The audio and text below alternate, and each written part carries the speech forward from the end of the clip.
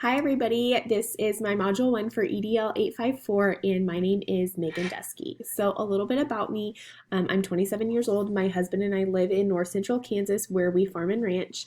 We raise cattle and pigs. I teach second grade at Rock Hills Elementary School.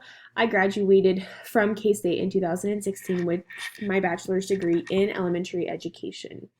So a little bit about my hobbies. I like to be outside on the farm with my husband. I enjoy reading, baking, and taking our dog Dixie for a walk, and this is a picture of Dixie. We also have a cat, and by we, I mean I have a cat named Java. My husband doesn't like her. He's not a cat person, so she's not our pet, just mine. I like to listen to true crime podcasts and audiobooks. About my work. So I just finished my 6th year of teaching. The very first year I taught, I was a reading and math MTSS coordinator for pre-K through 4th grade at Northern Valley. And for the last 5 years, I have been teaching 2nd grade. 2 of those years were at Northern Valley. And then the last 3 years have been here at Rock Hills. I just recently resigned as the high school volleyball coach here at Rock Hills. So for the first time this fall, I won't have to go to practice after school. In this summer, I don't have to worry about summer league. I was a teacher for Learning Lab, which was an after-school program to help students with learning loss in the fall when they were being quarantined and things like that. And since we're not doing that, we discontinued that this spring. I also assist at CVA, which is a grain elevator in my town. And so I do wheat harvest and fall harvest just inside, running the scales and grading the trucks. I thought it was interesting to note that our school is currently adjusting to a full-time principal here at our elementary school. So some of my things that I've witnessed are going to be different or behind from people who have had a full-time principal their entire career. So moving on to the fiscal responsibilities of school principals. Throughout the themes or throughout the resources articles, I really honed in on 6 different themes that I saw, and so that's what I'm going to be discussing with you today. So the first one was really about the school level governance. This was the most frequent theme that I recognized throughout the resources that I read through. I noted that about 9 of the sources touched on the importance of school level in some form or another. And by continuing to put students first, we're able to determine the skills that they need so we can continue to close those gaps. And when we make student learning our priority, our staff and our community members know that our funds are being used to put those students' needs first. So I feel like this theme does support student achievement success because we're making decisions based off of our students. We're not doing a one-size-fits-all, and we're really increasing the accountability that both principals and teachers have, fostering those innovation ideas, and ultimately we're going to raise student achievement and close the gaps that we might be dealt with. How was this theme data informed? We are using decentralized budgeting to offer quick modifications and adjustments of programs that aren't being successful. When we have that feedback loop, we get a win-win, and we are using our data to show us what our students need. So we're spending money accordingly and not on extra things that aren't being beneficial. How did this theme address equitable school resource plans? So if your principal is in charge of the financial management, they will be required to instill good governance, accountability, and transparency within the use of public funds. A school leader cannot be the forefront of change and have real efforts to improvement if they're not being able to control the budget and get a say in the things that need to be changed. Reviewing our budget is going to be continuous because our students are ever changing, and so should our budget and our needs. The principal can appoint teacher-led decision-making teams. That means that our decisions will be informed, they're going to be data-driven, and it's going to be supportive of the district's overall goals that we have. So I think that when our principal takes the lead on the budget, it's going to have a lot of positive effects that really we notice almost immediately, and we can align our budget with our school's priorities.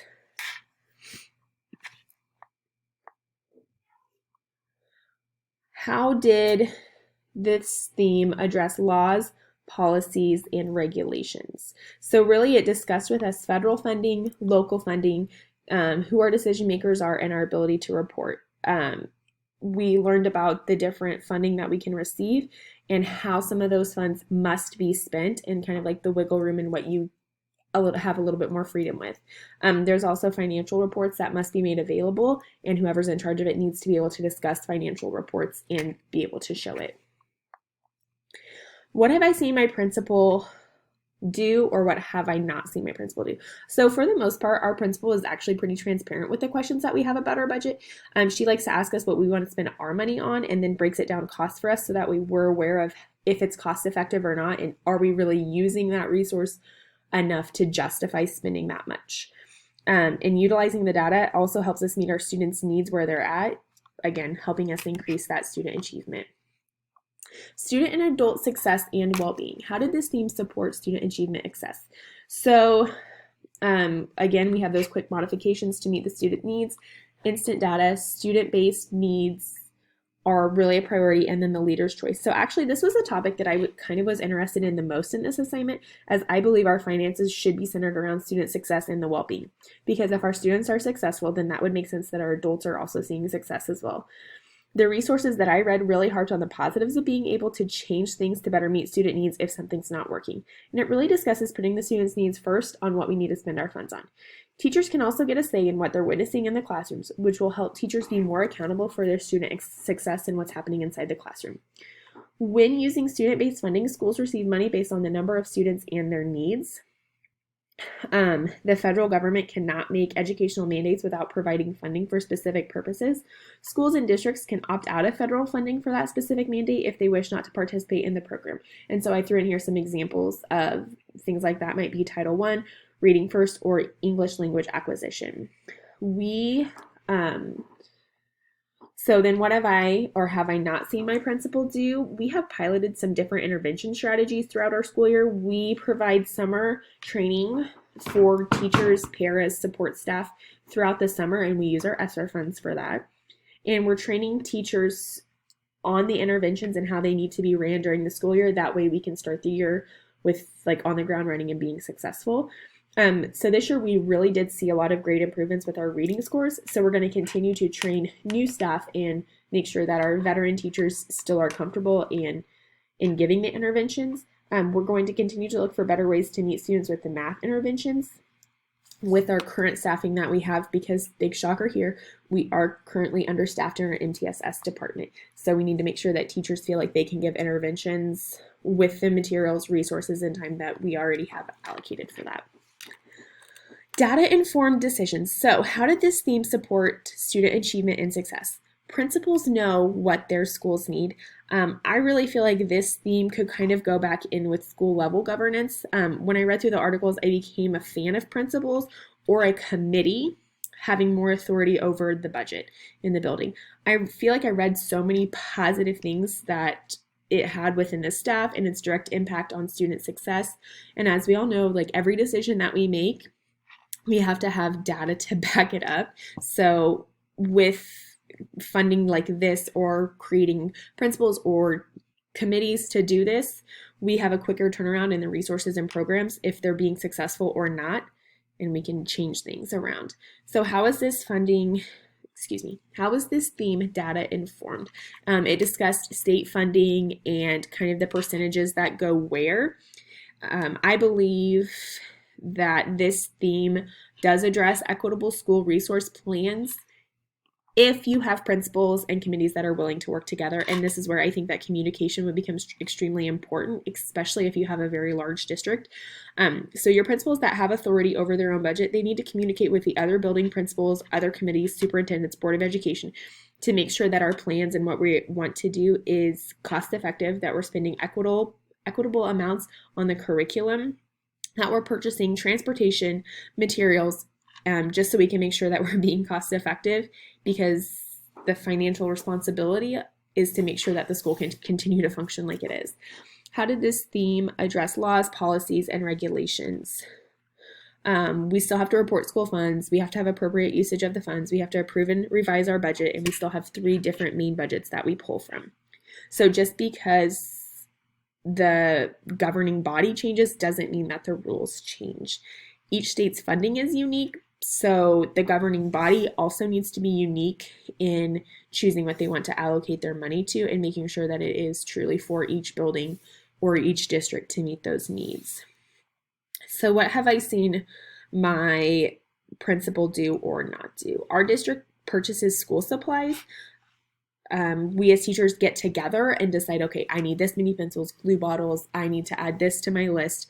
And then because we get together, we can like bulk purchase to make sure that what we're doing is cost effective. Another thing that we do is we receive Title I funds, and instead of paying one teacher with Title I funds, what we do is I think we split it up between 8 teachers, and I'm pretty sure I'm one of the 8 teachers.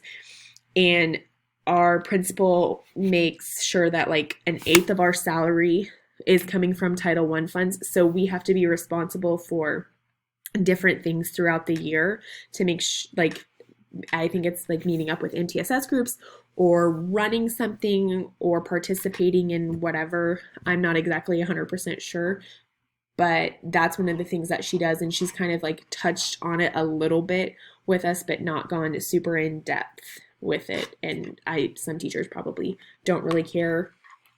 You know, they just know that they get paid. Okay, so the next one is equitable resource plans. This theme supports student achievement success. So we have ties for the student success. So these resources really identified the direct correlation between money and student success. School leaders are able to see what their students and teachers need on a daily basis, which allows them to put other programs into motion or increase the impact of certain programs and resources on more students at a much faster rate than having the Board of Education or the superintendent, especially given, you know, how big or small your district is. How is this theme data informed? Again, school leaders, they know what their teachers need. They know what their students need. How does this theme address equitable school resource plans? So what one of the resources talked about doing was the principal has a certain percentage of freedom, but they have some limitations and guidelines that they still have to follow. And I don't necessarily feel like that's a bad thing. I feel like that's a great way to stair step it for your principal to take over more and more as their time goes on being a principal, because relinquishing all control at once could be overwhelming and honestly not set somebody up for success. So what have I seen my principal do or not do? Honestly, I don't have a lot to go off of this because, like I mentioned, we're adjusting to our first full-time principal. I don't always see a lot of what she does behind the scenes, and sometimes some of the things that I do know are only because I've asked because I am taking, you know, these courses. Finance, laws, policies, and regulations. So how did this theme support student achievement and success? I feel like this wasn't really discussed in the resources where laws and policies and regulations were strong, but I think that by keeping track of our financial data, resources, student impact, we can answer without a doubt if our spending is giving us the desired outcome we want or if we are still having a big gap. How did this theme address laws, policies, and regulations? It's talks about how the budgeting really is a challenge for most districts, and it all talks about choosing how you're going to allocate funds and how you're going to report that. What have I seen my principal do or not do? I haven't heard a lot about her role within the budget, so I truly don't know. Relationships, this was the 6th theme that I found. How did this theme support student achievement success? So when we pull those parents and those community members in to help solidify importance of student success, we can view what they think is important for the school so we can create some more buy-in. How is this theme data informed? Because we're not doing a one-size-fits-all. This is truly for the uniqueness of our district and the uniqueness of our students and meeting what we feel is important and what our students need. How did this theme address equitable school resource plans? So when we talk about our district goals, we are talking about things that not only USD 107 finds important, it's about what the staff finds important, what the kids and what the parents, what the community members, what our county values as important. One of the other things that it talked about was fundraising and how that is another way that you could add more money to your budget and have a little bit more freedom within there. What have I seen my principal do? I have seen her build relationships because she is new this year. She has been out there on the forefront, creating relationships, getting her name out there, learning all about our community because we have several towns within our district, learning all about the parents and the students and getting on those first name bases, which I think is a great way to get parents to know you and recognize you and, you know, kind of be all for you.